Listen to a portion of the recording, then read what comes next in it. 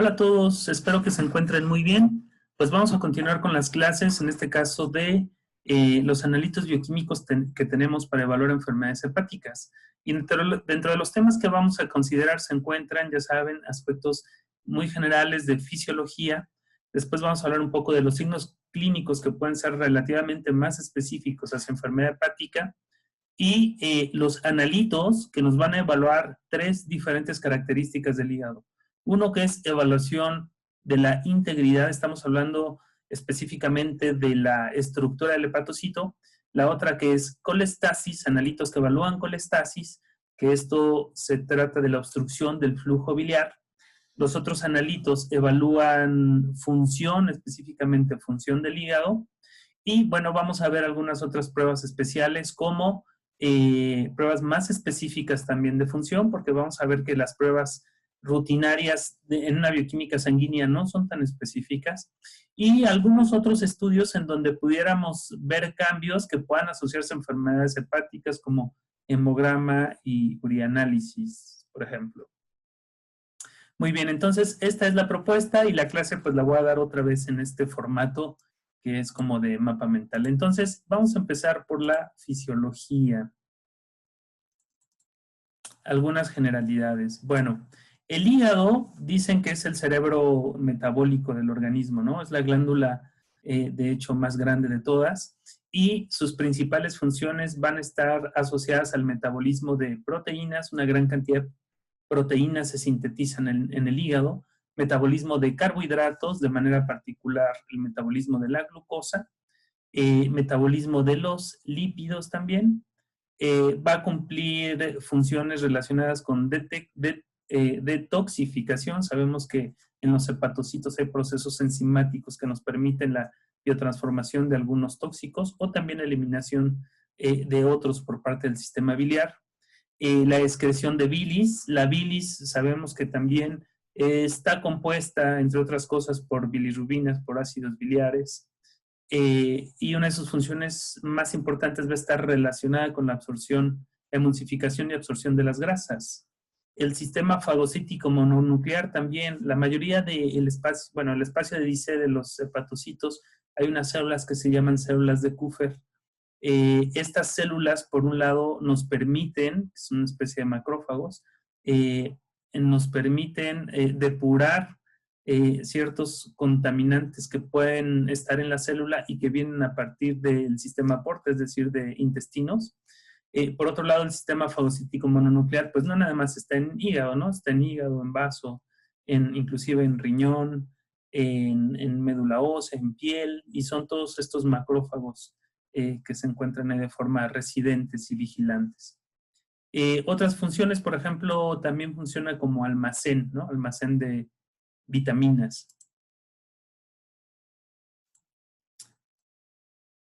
Bueno, con respecto a los signos clínicos, desde luego, como todas las enfermedades, puede haber algunos signos clínicos inespecíficos, pero aquellos que nos pudieran dirigir hacia una hepatopatía podrían ser estos: hepatomegalia, puede ser a la palpación o se puede identificar por estudios de imagen; microhepatía, que se suele ver, por ejemplo, en insuficiencia hepática, en puentes portosistémicos.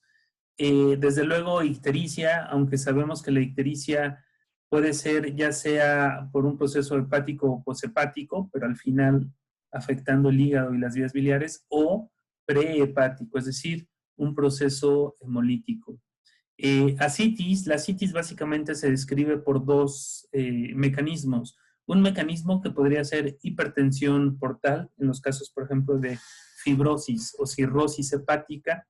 En esta hipertensión portal incrementa la presión hidrostática, y como en el sistema portal no es un líquido rico en proteínas, puede extravasarse hacia cavidad abdominal y suele ser ascitis, es decir, pobre en celularidad y pobre en proteínas. Aunque el otro mecanismo que se describe también es que cuando hay una insuficiencia hepática, también disminuye la síntesis de proteínas, albúmina entre ellas, y la albúmina pues tiene una importante función también para regular la presión coloidosmótica. Entonces, si hay hipoalbuminemia severa, se reduce también la presión coloidosmótica y eso puede ocasionar la ascitis. Encefalopatía hepática, que ya sabemos que esta se va a dar, por ejemplo, en puentes portosistémicos o en insuficiencia hepática, por una hiperamoniemia, lo vamos a platicar un poquito más adelante. Entonces, el amoníaco es neurotóxico, junto con algunos otros compuestos que pudieran también no estarse depurando en el hígado. Poliuria polidipsia no es un signo clínico que se describa con frecuencia en hepatopatías, en problemas hepáticos. Sin embargo, se menciona cuáles son los mecanismos de la poliuria polidipsia. Una puede ser asociada a la encefalopatía hepática, que nos ocasione una especie de polidipsia psicogénica, y la otra es que algunos de estos animales pueden tener una reducida capacidad de concentrar la orina, y esto por la disminución de la urea que te puede producir, por ejemplo, una insuficiencia hepática o puentes portosistémicos. Entonces, se podría presentar en algunos casos muy específicos y tampoco les digo, no es un signo clínico tan frecuente. Bueno, y un poco más en materia, lo que nos corresponde, digamos, en esta primera parte del módulo, que son las pruebas de laboratorio, vamos a ver cuáles son los analitos que evalúan integridad. Repito un poco, cuando hablo de integridad me estoy refiriendo entonces exclusivamente a la estructura del hepatocito. No está relacionado ni con función, ni tampoco está relacionado con colestasis o con una obstrucción biliar, pues, ¿no? Entonces, estos son los analitos que tenemos. ALT, alanino aminotransferasa, AST, aspartato aminotransferasa. Vamos a ver cómo se pueden interpretar juntas y cómo también a veces es necesario CK para evaluar en conjunto si es un daño muscular o un daño hepático. Ya lo veremos ahorita. Bueno, entonces vamos a empezar con ALT. ALT, de hecho, ALT y AST son enzimas que también se les denomina enzimas de derrame o enzimas de liberación. Es decir, estas enzimas de manera normal están en el citoplasma del hepatocito, principalmente en el citoplasma, porque en menor cantidad pueden estar también en mitocondrias. Entonces, aquí lo que sucede, este es un hepatocito, lo que sucede es que cuando hay un incremento en la permeabilidad de la membrana del hepatocito, en el mejor de los casos, o cuando hay una destrucción moderada o inclusive severa, ya una necrosis, lo que le van a pasar a estas enzimas es que simplemente van a salir del hepatocito, alcanzan el torrente sanguíneo y es la razón por la cual nosotros las vamos incrementadas, ¿de acuerdo? Entonces, una lesión al hepatocito va a favorecer el incremento de ALT en suero. Bueno, y aquí el detalle, la severidad del incremento indica el grado de lesión, ¿no? Entonces, evidentemente, mientras una mayor cantidad de hepatocitos esté lesionada y de una forma más profunda o más severa, pues va a haber un mayor incremento de ALT, ¿no? Ya los incrementos muy, muy altos pueden asociarse inclusive a necrosis hepática. Aquí se maneja generalmente por veces, de tal manera que si la ALT está incrementada hasta 2 veces el valor máximo de referencia, podríamos decir que este es un incremento ligero, es decir, un daño ligero.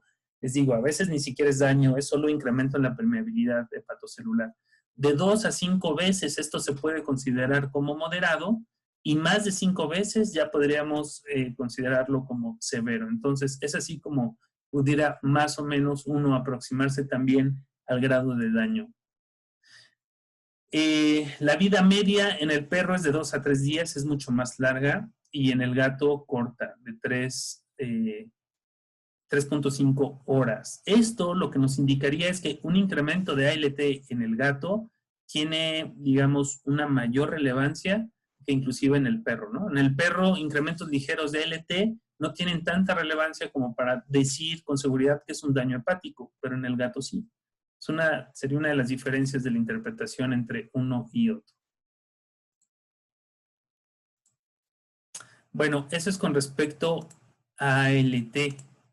Ahora, con respecto a AST, AST también evalúa integridad hepática, pero aquí hay un detalle.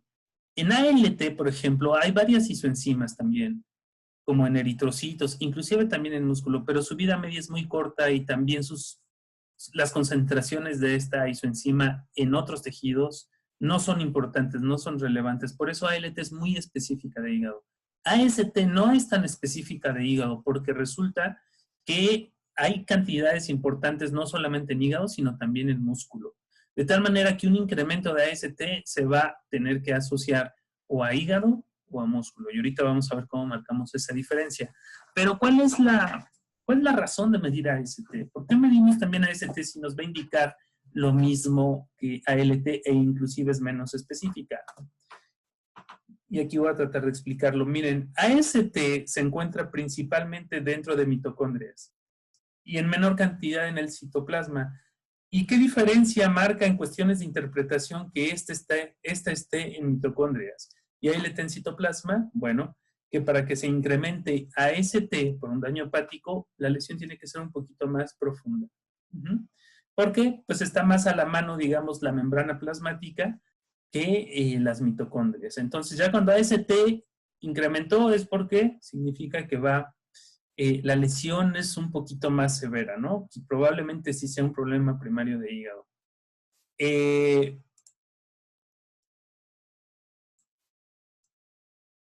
Bueno, entonces, les decía, AST también se encuentra en músculo. Entonces puede ser o hígado o músculo. ¿Cómo sabemos si AST es de origen muscular o hepático? Tendríamos que medir CK. De tal manera que si ALT está incrementado, pero AST no y CK no, ¿qué significa? Quizá un daño ligero hepatocelular. Si ALT está incrementado, AST también y CK no, es un daño hepático. Ya habría que ver las veces del incremento para saber qué tan severo. Si ALT está incrementado, AST también y CK pueden ser los dos. Puede ser un daño hepático y puede ser un daño muscular. Si AST está incrementado, CK también y ALT no, entonces es exclusivamente muscular. Así es como se interpreta. Bueno, la vida media de AST es mucho más corta que ALT. ALT estábamos hablando de días. AST estamos hablando de horas. Y esto también puede tener una implicación en el momento de interpretar. Ya les digo cómo. Entonces, indica daño activo y de mayor intensidad. Es decir, lo mismo, si ALT está incrementado junto con AST, el daño es de mayor intensidad, pero además es activo.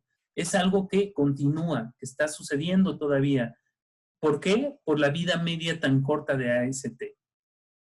Si ya no fuera activo, si la lesión ya no continuara, entonces AST podría estar dentro de valores de referencia, porque baja casi de forma inmediata, que es lo que trato de mostrar un poco aquí en este esquema.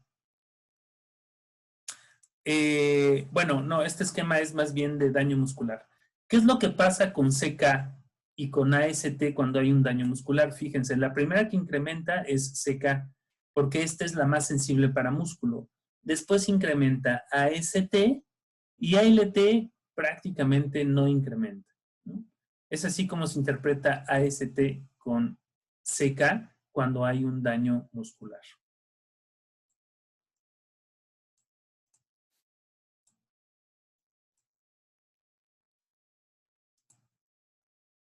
Bueno, esto con respecto a AST. Ahora, vamos a ver esto que corresponde ahora sí al comportamiento de ALT y AST, que es la parte que más nos interesa. Este esquema menciona algunas otras enzimas como SDH o GLDH que también evalúan hígado, pero no se evalúan de rutina y no es tampoco que ofrezcan ventajas sobre ALT. Me interesa más el comportamiento de AST con ALT. Entonces, cuando hay un daño hepático, incrementan las dos, pero fíjense cómo casi siempre, o siempre, va a incrementar más ALT que AST. Ya les decía, porque ALT se encuentra en el citoplasma, no tanto en las mitocondrias. Entonces suele incrementar más y AST suele ir siempre detrás de ALT. Pero ¿qué pasa si es una sola lesión, si es un solo daño, digamos, al hígado y no es persistente? AST baja más rápido que ALT. ¿Por qué razón? Por la vida media. Entonces, si AST se mantiene incrementada en un seguimiento periódico, significa que el problema es activo. Si AST va disminuyendo, significa que tiene el daño hepático, pero no está activo, ¿no? Sucedió a lo mejor momento antes. Entonces, bueno, estos esquemas o lo que puedo concluir de esto es que el objetivo de medir ALT y AST no es porque necesariamente nos esté diciendo lo mismo, ¿no? Sino que nos puede hablar o nos pueden explicar mucho mejor la dinámica del daño hepatocelular.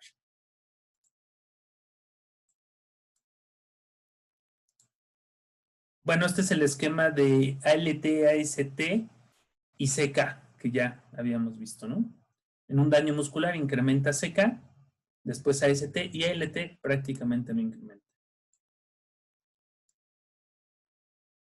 Bueno, entonces esos son los analitos que evalúan integridad hepática. Ahora vamos los analitos que evalúan colestasis y vuelvo a repetir, colestasis es la obstrucción del flujo biliar. Bueno, tenemos estos analitos que es bilirrubina, fosfatasa alcalina y GGT. La verdad es que la bilirrubina, la mayoría de la literatura la coloca dentro de analitos que evalúan función. A mí me queda más claro colocarlo dentro de los que evalúan colestasis porque la bilirrubina va a ser un analito que en realidad vamos a interpretar junto con estos otros dos, que es fosfatasa alcalina y GGT. Pero bueno, vamos a ver primero cuestiones de generalidades de la bilirrubina. Bueno, con respecto al metabolismo de la bilirrubina, ¿cómo sucede? Lo vamos a ver a través de este esquema. Bueno, de manera normal, los eritrocitos se van a destruir en el macrófago. Ya hablábamos del sistema fagocítico mononuclear, ¿no? Está en hígado, en médula ósea, en vasos, son los lugares en donde se destruyen. ¿Qué pasa cuando el eritrocito ha cumplido su vida media y entonces se destruye porque envejece? Bueno, el macrófago contiene la maquinaria enzimática que va a convertir la hemoglobina que se está liberando de este eritrocito destruido, la va a convertir en biliverdina, que hay una enzima que se llama hemoxigenasa y otra enzima que se llama biliverdina reductasa, que convierte la hemoglobina en biliverdina y posteriormente en bilirrubina. Y aquí se reciclan aminoácidos, proteínas, el hierro, ¿no? Bueno, una vez que se formó la bilirrubina, sale del macrófago y se une a la albúmina. Esto es a lo que nosotros llamamos bilirrubina no conjugada. Después, ya que se unió a la albúmina, circula por sangre periférica, llega al hígado y en el hígado aquí hay unas proteínas que se llaman ligandinas que van a fijar a la bilirrubina no conjugada. La fijan aquí al hepatocito y entonces esta bilirrubina no conjugada se libera a la albúmina y entra la bilirrubina y se conjuga con el ácido glucurónico en el hepatocito. Una vez que se conjugó la bilirrubina, sale a través de los canalículos biliares que se encuentran regularmente rodeando el borde citoplasmático del hepatocito y después desde ahí se va por todo el árbol biliar, por conductos biliares, por colédoco, vesícula biliar, se va hasta intestino, ya en forma de bilis en realidad, porque la bilirrubina se forma en ácidos biliares, se une el colesterol, se forman los ácidos biliares como tal, y van hacia el intestino a cumplir su función de la digestión de las grasas, ¿no? Este es digamos, el ciclo de las bilirrubinas. Y desde aquí, desde este esquema, puedo explicar o puedo decir por qué es que se da la ictericia.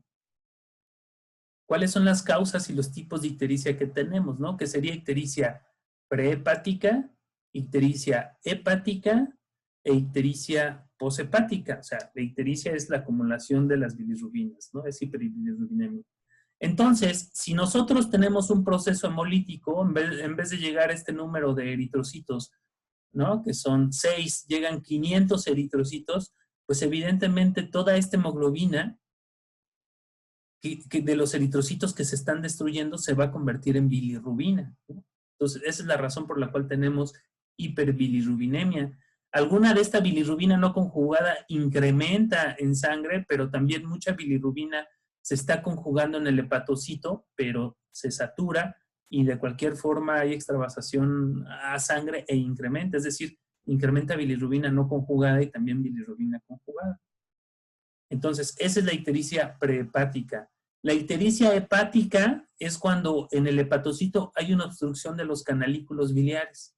O sea, dentro del parénquima, en cualquier estructura del árbol biliar, pero dentro del parénquima hepático. Cuando ahí hay una obstrucción, que puede ser, digamos, por inflamación, por lipidosis, por necrosis, por fibrosis. Cuando ahí hay una obstrucción, pues también se satura la bilirrubina y comienza a salir de forma retrógrada por el citoplasma de los hepatocitos y llega a circulación. Esa sería la ictericia hepática. Y la ictericia poshepática sería cuando hay una obstrucción, pero a nivel del árbol biliar, fuera del parénquima hepático. Esto es en el conducto biliar común o en la vesícula biliar. Esa sería la ictericia poshepática, o a veces llaman extrahepática. ¿De acuerdo? Esos son los tipos de ictericia y quise platicárselos aquí en este esquema de una vez, aprovechando que lo teníamos. Estaba leyendo algo curioso, que quise ponerlo para no olvidarlo, pero esta biliproteína, o que también le llaman bilirrubina delta, y esta es la unión de bilirrubina conjugada a albúmina. Es decir, voy a explicarlo aquí otra vez. Imagínense que aquí ya se conjugó la bilirrubina y es bilirrubina conjugada. Esa regularmente tiene que llegar al intestino, pero si hay una obstrucción, esa bilirrubina conjugada sale del hepatocito y alcanza la circulación. En circulación se une a la albúmina. Entonces, la biliproteína o bilirrubina delta es bilirrubina conjugada unida a albúmina. Esa bilirrubina, como está unida a albúmina, no puede pasar por el filtrado glomerular y no se pierde en orina. ¿Cuánto dura esa bilirrubina en sangre? Lo que dura la albúmina, la vida media de la albúmina, que es como 8 días. Por esa razón, a veces puede ser que ya se haya resuelto el problema hepático, pero todavía continúe ictérico por una semana más o una semana y media más. Y podría estar asociado a este tipo de bilirrubina, que se llama biliproteína o bilirrubina delta. Entonces, me pareció interesante, ¿no? Porque a veces esto te explica ciertos cambios en el laboratorio o clínicos que no entendemos exactamente por qué suceden. Bueno, entonces, esto era el metabolismo de la bilirrubina y esto me sirvió para explicar las causas de ictericia prehepática, resumo, proceso hemolítico, ictericia hepática, obstrucción dentro del parénquima hepático en canalículos biliares, obstrucción poshepática, que es conducto biliar común, o vesícula biliar, ¿de acuerdo? Y la ictericia es simplemente, estamos hablando de las causas de acumulación de la bilirrubina.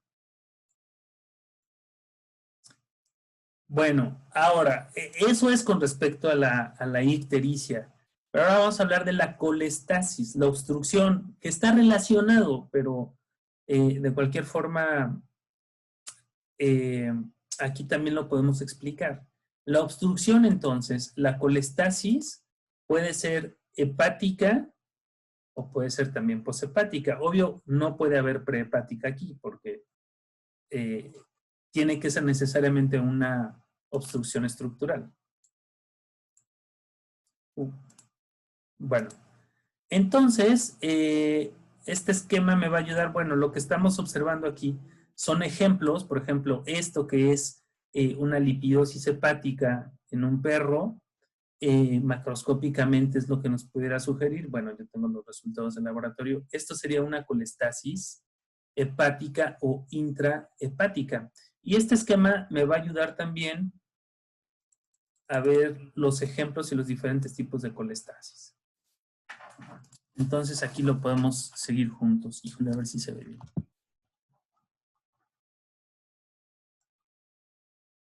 Bueno, entonces esto que ven aquí es el hígado. Esto es el hígado, este es un macrófago. Bueno, aquí se está destruyendo el eritrocito, ¿no? Se destruye el eritrocito y quedamos que sale la bilirrubina unida a albúmina. Bilirrubina unida a albúmina, que es la bilirrubina no conjugada. Después, la bilirrubina no conjugada se va a hígado y en el hígado se absorbe y se conjuga, ¿de acuerdo? ¿Qué pasa en estos casos? Imagínense que hay una obstrucción a nivel de canalículos, este es el hepatocito. Hay una obstrucción a nivel de canalículos, entonces esta bilirrubina conjugada debería de salir aquí al canalículo biliar, conducto biliar y se va al intestino, pero si aquí hay una obstrucción, ¿qué es lo que sucede? De forma retrógrada regresa a la sangre y entonces incrementa la bilirrubina conjugada, es decir, hiperbilirrubinemia, ¿no? Eso sí es una obstrucción intrahepática. Ahora, ¿qué tal si fuera una obstrucción poshepática? Bueno, sucede lo mismo porque en ese caso sí sale la bilirrubina conjugada, pero aquí esto que ven aquí es la obstrucción. Entonces la bilirrubina en vez de irse a intestino, ¿qué pasa? Otra vez regresa a sangre. Y es aquí donde tenemos exceso de bilirrubina conjugada que se puede unir a la albúmina formando la bilirrubina delta. La bilirrubina delta no se puede eliminar por el riñón porque está unida a la albúmina, entonces se regresa. Y es la que les digo que puede permanecer hasta 2 semanas. Bueno, entonces en este esquema intento explicar la colestasis intrahepática y la colestasis poshepática y por qué la hiperbilirrubinemia. También, desde luego, que hay una bilirrubina conjugada que no está unida a la albúmina. Y esa sí puede venir, sí puede pasar el filtrado glomerular y sí se puede observar en la orina, ¿no? Por eso en orina vemos bilirrubinuria.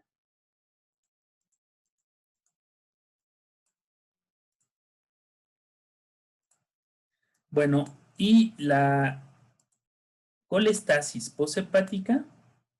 Bueno, este es un ejemplo, en realidad este es un caballo, pero creo que es un ejemplo muy, muy claro de una colestasis poshepática. Esto que ven aquí es un colelito que estaba en el conducto biliar, porque ya saben que los caballos no tienen vesícula biliar, ¿no? Esto nos está ocasionando entonces la obstrucción del flujo biliar, por lo tanto la ictericia y el daño hepático que tenía este caballo. Entonces, es simplemente para mostrar un ejemplo. ¿Cuáles son las causas de ictericia poshepática? Bueno, esa es una, colelitos, pero pueden ser colelitiasis, colecistitis, mucosele biliar, neoplasias, entre otras. Bueno, entonces hablamos de bilirrubina, de ictericia, de colestasis. Vamos a hablar de la fosfatasa alcalina. Bueno, resulta que también de la fosfatasa alcalina tenemos varias isoenzimas, ¿no? Aquí les muestro la hepática, la fosfatasa alcalina inducida por corticosteroides, la ósea, pero también hay placentaria, renal, leucocitaria, intestinal. O sea, hay varias isoenzimas de la fosfatasa alcalina. Sin embargo, estas tres que vemos aquí son las clínicamente importantes y significativas, porque la vida media de las otras isoenzimas que mencioné es muy corta, dura minutos, de 2 a 6 minutos. Entonces realmente no tienen un significado importante,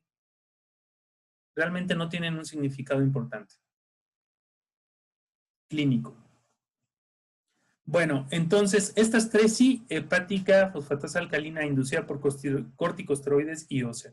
¿Qué significa esto? Significa que el incremento de fosfatasa alcalina puede estar asociado a cualquiera de estas alteraciones y es ahí donde nosotros tenemos que saber interpretar todos los analitos para tomar esta decisión.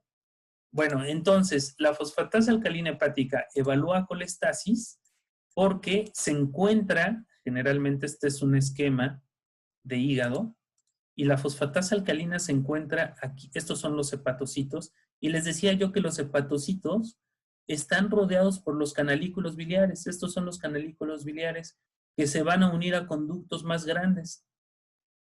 Y estos conductos más grandes van a terminar en el conducto biliar, conductos biliares, y después van a salir de hígado. Pues la fosfatasa alcalina se encuentra en canalículos biliares, se encuentra en el epitelio del conducto biliar y se encuentra también en el epitelio de la vesícula biliar. O sea, prácticamente en todo el árbol biliar. Esta, a diferencia de ALT y AST, Esta es una enzima que se le llama de inducción. ¿Qué significa? Que cuando se altera el epitelio biliar, se induce la producción de esta enzima y es por eso que la encontramos por arriba de los valores de referencia. La vida media en perros de 70 horas y en gatos es más corta, de 6 a 8 horas. Bueno, entonces por eso podemos evaluar colestasis.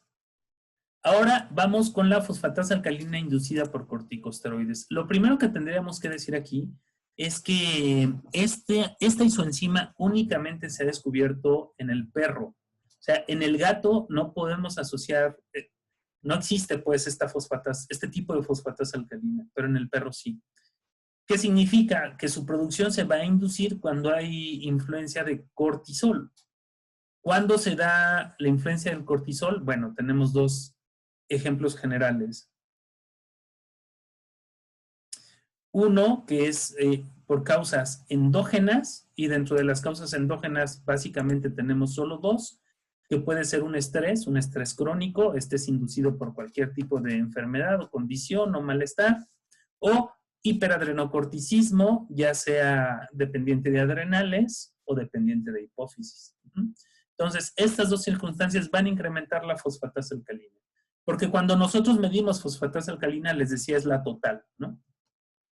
Y exógenos, pues está claro que esto va a ser asociado a tratamientos con corticosteroides que son, yo diría, ampliamente utilizados en la clínica. Bueno, ahora tenemos también la ósea y resulta que también la fosfatasa alcalina la vamos a encontrar en el citoplasma de los osteoblastos. En los osteoblastos. Entonces, cuando hay hiperactividad osteoblástica, puede incrementar este tipo de fosfatasa alcalina. Por ejemplo, quizá lo más frecuente que vemos nosotros es en cachorros, en perros y gatos pequeños que están en crecimiento. Hay una actividad osteoblástica por la formación de hueso y entonces, de manera normal, la fosfatasa alcalina es más alta que en adultos. Pero cuando hablamos de condiciones patológicas, por ejemplo, neoplasias de hueso, desde luego quizá la paradigmática es el osteosarcoma, va a haber incrementos de fosfatasa alcalina. Puede haber incrementos también cuando hay resorción ósea, cuando hay inclusive lisis ósea, siempre y cuando venga acompañada también de actividad osteoblástica, ¿no? Por ejemplo, hiperparatiroidismo renal secundario, osteolisis o raquitismo. Fracturas, puede haber una fractura y en el momento en que está habiendo unión ósea y formación de hueso, puede estar incrementada fosfatasa alcalina, ¿de acuerdo? Entonces, el punto aquí sería, ¿cómo diferencio las tres, no? Bueno, pues es la historia y es la evaluación del resto de los analitos, ¿no? Para decir que la fosfatasa alcalina incrementada es hepática, pues seguramente o podría estar o no estar, pero podría estar incrementado a ALT, AST, tendría que haber hiperbilirrubinemia para estar seguro que es colestasis, ¿no? Si yo veo incremento de fosfatasa alcalina, pero no tengo indicios de daño hepático ni ninguna alteración ósea, pues probablemente es la inducida por corticosteroides. Y entonces quizá me puedo fijar en otras cosas, como en el leucograma, en donde ya se acuerdan ustedes que podrían observar leucocitosis por neutrofilia y linfopenia, ¿no? O en otros hallazgos en la bioquímica que yo sé que pueden suceder con corticosteroides, como hiperglucemia, por ejemplo, o disminución en la ansiedad urinaria, ¿no? Aquí ya se trata de hacer justo el análisis para poder diferenciar entre una y otra. Y la ósea, pues la historia clínica siempre nos va a ayudar. Bueno, y tenemos también GGT, o sea, básicamente fosfatasa alcalina y GGT son las que nos dicen si hay o no colestasis, que acompañamos con bilirrubina. Y entonces, ¿cuáles son las características de GGT y en qué pudiera ayudar? Bueno, este esquema es el mismo para GGT porque también GGT se encuentra en el epitelio biliar. La diferencia es que quizá también la podemos encontrar, por ejemplo, en otro tipo de glándulas y en epitelio tubular renal. También puede estar GGT en glándula mamaria, por ejemplo, o en epitelio tubular renal. En ese sentido, digamos que pudiera tener alguna otra utilidad independientemente del diagnóstico de colestasis, ¿no? Como si ingirió calostro o no un cachorro. Pero bueno, ahorita nos interesa más como la colestasis. La vida media en el perro es de 72 horas y en el gato todavía no encuentro el dato en la literatura que ahorita que he buscado, pero bueno, lo encontraré y lo voy a anexar aquí. ¿Qué pasa? En el perro generalmente no se utiliza GGT para evaluar colestasis, pero la verdad yo creo que ahorita hay una controversia porque he visto en una literatura que es mejor evaluar tanto perro como gato GGT y fosfatasa alcalina, porque la especificidad y sensibilidad podría ser distinto y pudiera haber variaciones dependiendo de la patología o de la causa de colestasis. Entonces, por un lado, esa es una recomendación, medir las dos en perro y en gato, pero otra literatura dice que GGT no ofrece ninguna ventaja sobre fosfatasa alcalina en perro. Entonces, medir fosfatasa alcalina sería suficiente. Hay ahí cierta controversia. A mí me interesaría mucho si GGT no se incrementara por corticosteroides, ¿no? Porque eso me permitiría diferenciar si el incremento de fosfatasa alcalina es de origen hepático o es la FAIC. Pero GGT también se incrementa por corticosteroides. Entonces, no me permite claramente hacer esa diferenciación. Pero bueno, ¿qué pasa en gatos? En gatos sí hay una particularidad. En gatos, por ejemplo, en perros ayuda, yo diría ayuda más fosfatasa alcalina que GGT, con sus matices, pues, en perros. Pero en gatos, generalmente GGT es mejor que fosfatasa alcalina, con excepción de lipidosis hepática. Por esa razón, en gatos siempre se deben medir los dos, porque sabemos que de las enfermedades hepáticas en gatos puede ser, de las más frecuentes es lipidosis hepática, una colangitis neutrofílica o una triaditis, ¿no? Que es problema intestinal, pancreático y hepático. Entonces, sí es frecuente que incremente fosfatasa alcalina en lipidosis y en otras hepatopatías es menos frecuente y más frecuente que incremente GGT, ¿de acuerdo? La clave aquí es si fosfatasa alcalina está incrementada y tenemos el resto de los cambios de daño hepático, podemos sospechar de lipidosis. Y eso lo unimos a la, pues a la historia clínica, ¿no? A lo mejor de anorexia o hiporexia o en fin. Bueno, entonces estos son los analitos que evalúan colestasis junto con la bilirrubina y bueno, la explicación de los mecanismos.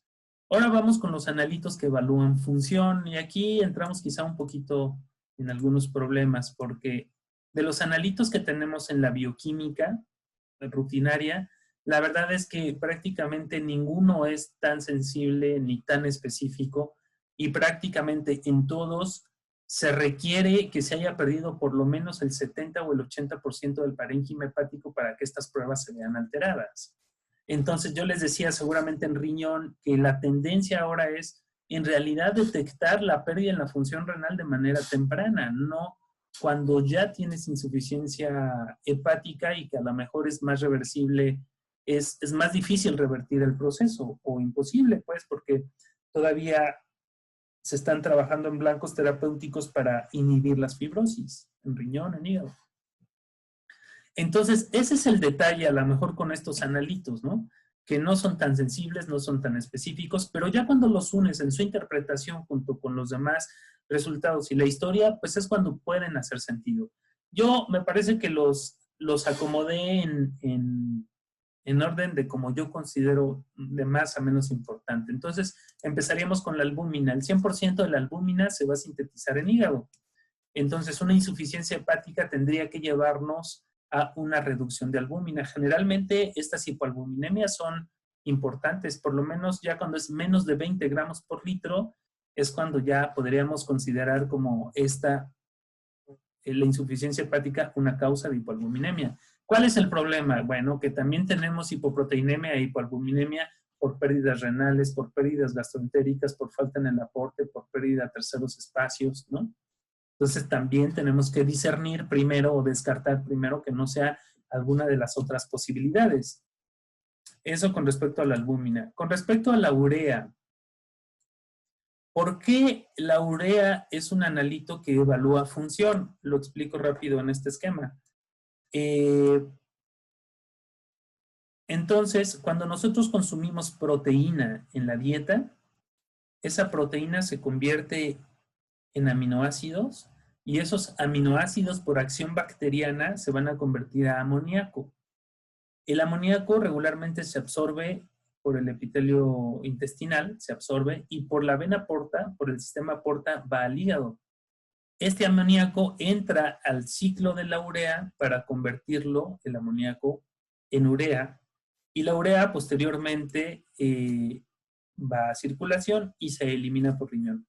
Eso es lo que sucede de manera normal con la urea y con el amoníaco. Una pequeña cantidad de amoníaco puede liberarse y entonces se transforma en otras células, ¿no? ¿Qué pasaría? Aquí quizá me adelanto a cosas que voy a hablar después. ¿Qué pasaría si ustedes tuvieran una reducida masa hepática e insuficiencia hepática? ¿Qué es lo que pasaría? Que el amoníaco puede llegar al hígado, sin embargo, como hay muy pocos hepatocitos, no está disponible o de manera suficiente el ciclo de la urea para convertirse en urea. ¿Cuál es el resultado de esto? Hiperamoniemia y disminución de urea. ¿De acuerdo? Esto puede suceder no nada más en insuficiencia hepática, sino también en puentes portosistémicos. Fíjense, se absorbe el amoníaco, vamos, este es el puente portosistémico, ¿no?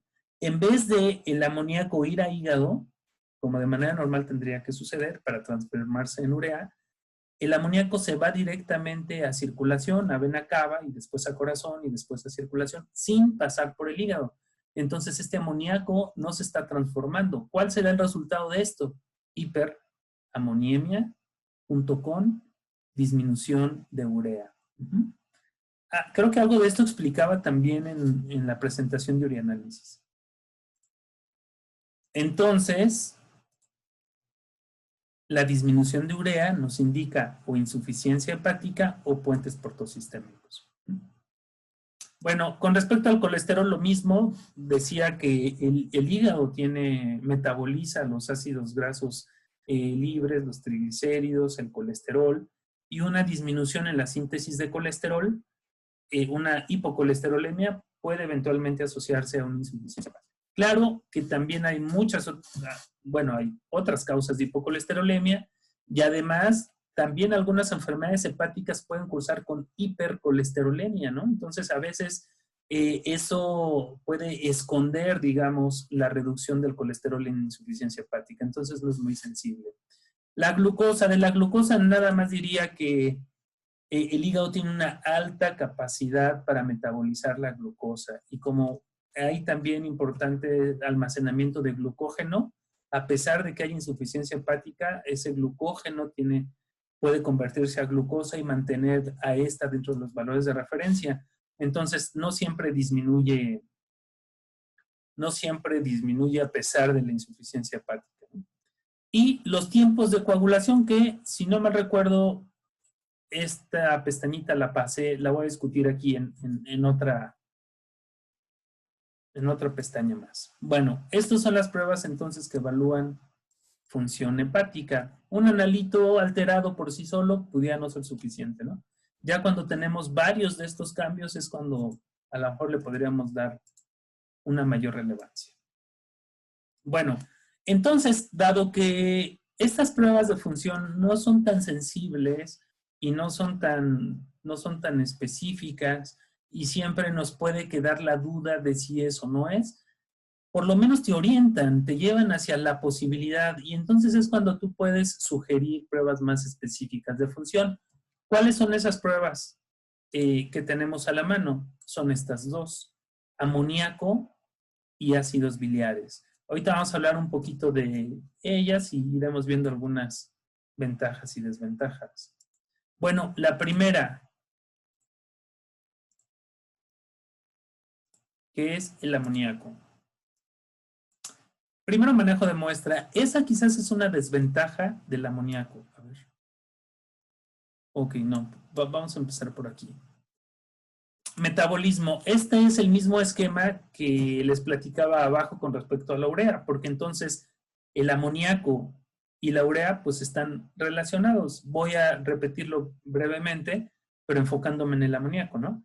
Entonces quedamos que proteína, aminoácidos, conversión del amoníaco. El amoníaco se absorbe. Al no entrar al ciclo de la urea, ¿qué va a pasar? Hiperamoniemia, ¿no? Y lo mismo en los puentes portosistémicos, pero el mecanismo es distinto, porque aquí el puente portosistémico hace que el amoníaco no entre al hígado y se vaya a circulación. Entonces, en una insuficiencia hepática o en puentes portosistémicos, el resultado sería hiperamoniemia, ¿de acuerdo? Con respecto al manejo de la muestra, lo que les comentaba es que el amoníaco es un analito inestable. Es de los pocos analitos en donde la muestra la tomamos con EDTA, a pesar de que es un analito bioquímico. Y aquí el punto es que se tiene que medir dentro de los primeros 30 minutos de preferencia. Entonces, ¿qué es lo que comentábamos cuando hablábamos de toma de muestra? Que si nosotros lo tomamos en un tubo rojo, tenemos que esperar a que suceda la retracción del coágulo. Por lo menos eso dura 30 minutos, 20 a 30 minutos. Entonces, en lo que separamos el suero y lo enviamos al laboratorio, se tarda. ¿Qué pasa si nosotros la tomamos con EDTA? Tomamos la muestra, la vertimos en el tubo, lo homogenizamos y prácticamente de forma inmediata se puede separar el plasma del componente de los eritrocitos. Entonces, se puede manejar más rápido y más fácil la muestra. Por eso se toma con EDTA y no interfiere, el EDTA no interfiere con la determinación del amoníaco. Lo que nosotros hacemos en el hospital, o hacíamos cuando trabajábamos, es que generalmente nos hablaban al laboratorio para decir que iban a mandar un amoníaco. Entonces se calibraba todo el equipo para que en el momento que llegara la muestra, en ese momento se midiera.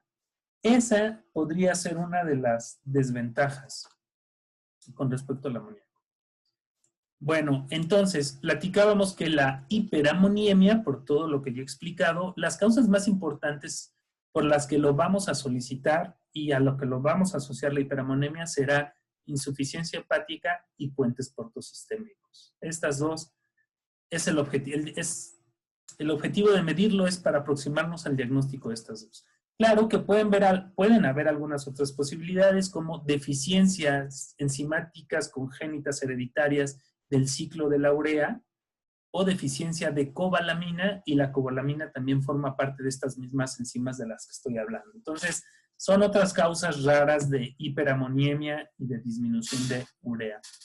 ¿Cuál es la otra parte importante de la hiperamoniemia? Bueno, que va a ser, entre otros metabolitos, la causante de la encefalopatía hepática. Ese es uno de los problemas. Al final, esta hiperamoniemia o el amoníaco tiene acciones neurotóxicas y pues signos clínicos asociados también a esto, ¿no? Entonces, no hay una clara relación entre las concentraciones de amoníaco y la incidencia y gravedad de los signos clínicos, pero definitivamente estos sí están relacionados. Y la otra consecuencia, digamos, clínica de la hiperamoniemia, pues es justamente la observación de los cristales de biurato de amonio. Estos cristales de biurato de amonio los vimos seguramente en urianálisis, se van a ver entonces principalmente en puentes portosistémicos, en insuficiencia hepática. Estos ayudan bastante, son de los cristales más importantes en el urianálisis porque nos dirigen hacia un diagnóstico. Y bueno, quizá una consecuencia también es la posibilidad de la formación de urolitos, ¿no? De urolitos de amonio.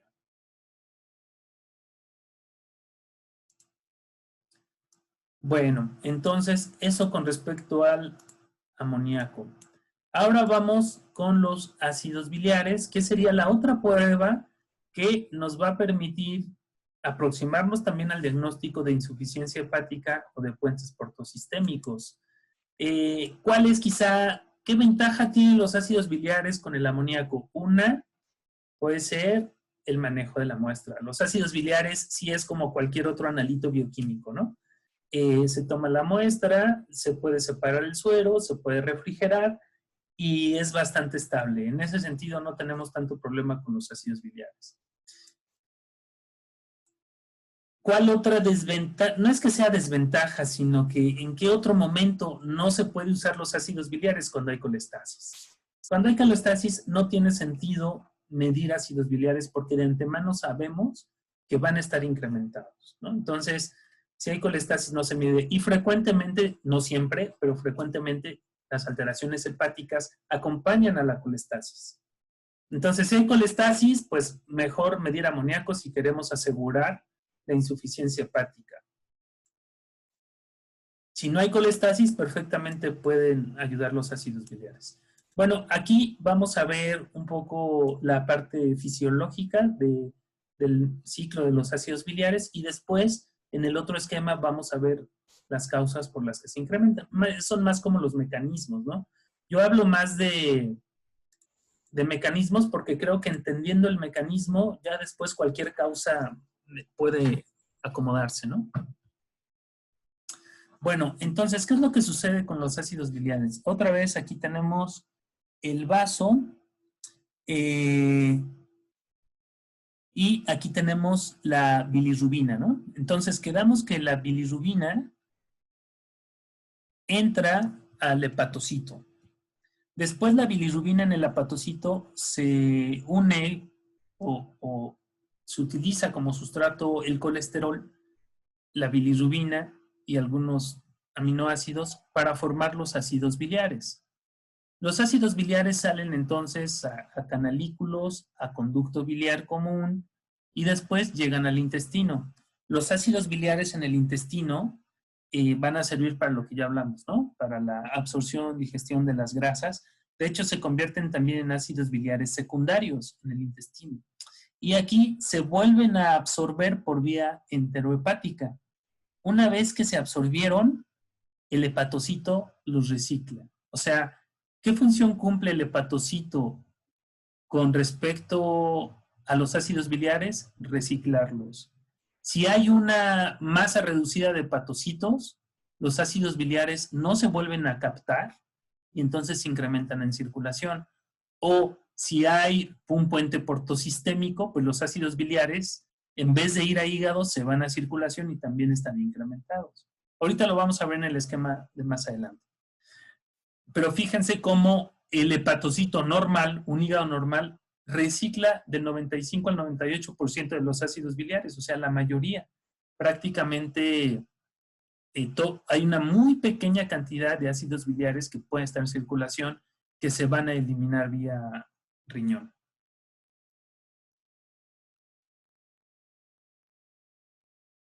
Bueno, esta circulación de hecho se da principalmente mientras nos alimentamos. Se dice que puede haber una recirculación de hasta 3 veces los ácidos biliares, ¿no? Y su liberación de la vesícula biliar intestino, pues sabemos que también está regulada por la colecistocinina, ¿no? Entre otras cosas. Bueno, esta era la parte de la explicación fisiológica y esto era para ver las causas por las cuales pudieran estar incrementados los ácidos biliares. Entonces, nuevamente los ácidos biliares, digamos, en intestino, se absorben vía intestinal por el sistema porta. Fíjense, si hay un puente portosistémico que está indicado aquí, si hay un puente portosistémico, los ácidos biliares, en vez de irse a hígado y al hepatocito, se van por el puente, por la anastomosis vascular, a circulación. Y entonces estarían incrementados. ¿De acuerdo? Eso sería en puentes portosistémicos. Ahora, si fuera una insuficiencia hepática, si fuera una reducción en la masa de los hepatocitos, por aquí se absorben los ácidos biliares, pero entonces no, el hígado, el hepatocito no los recicla o no los capta. ¿Qué pasa entonces? Continúan en circulación y entonces hay incremento de ácidos biliares, ¿de acuerdo? Estas dos circunstancias son las que nos interesa a nosotros diagnosticar. Pero ¿cuáles otras circunstancias pueden incrementar los ácidos biliares, pero que no nos interesan tanto, digamos? Pues cuando hay colestasis, que es esta X, ¿no? Digamos que sí se captan los hepatocitos, pero el problema es que una vez que se formaron aquí, no salen a canalículos porque hay una obstrucción de canalículos. ¿Qué le pasa a los ácidos biliares? Se regresan a circulación e incrementan. Esto es por colestasis hepática. O puede ser colestasis poshepática, ¿no? Puede ser que sí salgan de los canalículos, pero que no salgan del conducto biliar. ¿Qué pasa con estos ácidos biliares? Se van a circulación. Pero cuando hay, repito e insisto en esta parte, si hay ictericia hepática, si hay colestasis, no tiene sentido medir los ácidos biliares porque de antemano yo sé que van a estar incrementados. Yo lo que mido es para que me dé información que no sé información extra. Entonces, si no hay colestasis, sí mido ácidos biliares para tratar de ver si hay una reducida masa en hepatocitos que no los está reciclando o hay un puente portosistémico que los está llevando a circulación sin que pasen por hepatocitos. ¿De acuerdo?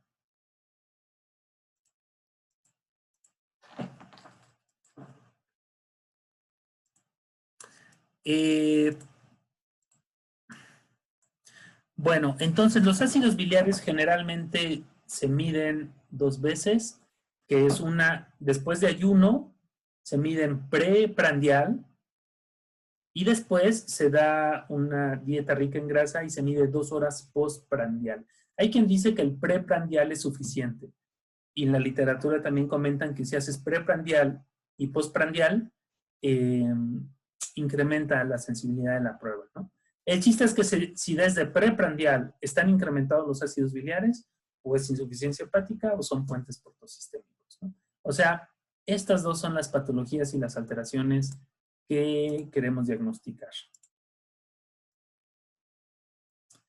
Bueno, entonces ahora vamos con otras pruebas que hacemos en donde eventualmente podemos, quizá no nos sirven exactamente para diagnosticar, por lo menos el hemograma, pero sí puede haber algunos hallazgos ahí que puedan complementar lo que ya vimos en la bioquímica, ¿no? Generalmente en el hemograma podemos ver anemia. Se explican diferentes mecanismos para la anemia. Uno es que pueden tener algunos de estos animales gastroenterorragia, por ejemplo, a veces tienen coagulopatías, o pueden tener úlceras gástricas, entonces puede haber anemias. Y si hay pérdida crónica de sangre, esta anemia es microcítica.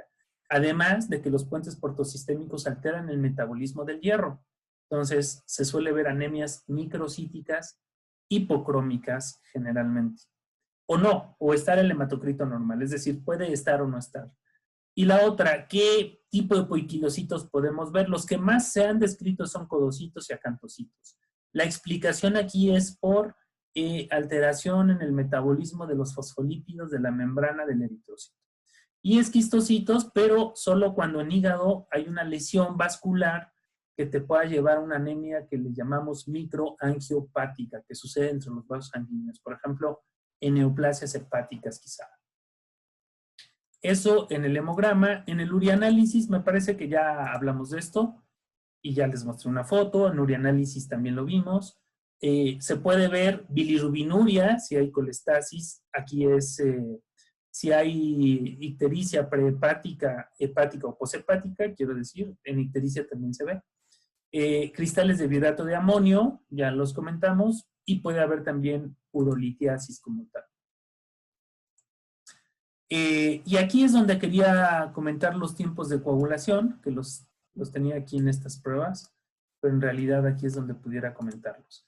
Lo que pasa es que alguna literatura coloca los tiempos de coagulación como una prueba indirecta para evaluar función hepática, pero en realidad lo más correcto es dejarlo como una prueba complementaria, no para diagnóstico, sino algo que tienes que hacer, que tienes que evaluar en una alteración hepática, ¿no? Sabemos que todos los factores de la coagulación se sintetizan en hígado, con excepción del factor 8, que se sintetiza en células endoteliales, ¿no? Pero todos los demás sí. Entonces, en una insuficiencia hepática puedes tener reducción de los factores de coagulación y, por lo tanto, tiempos de coagulación prolongados. Por un lado. Por otro lado, ustedes saben también que en el hígado se activa, están los factores de la coagulación K dependientes, 2, 7, 9 y 10.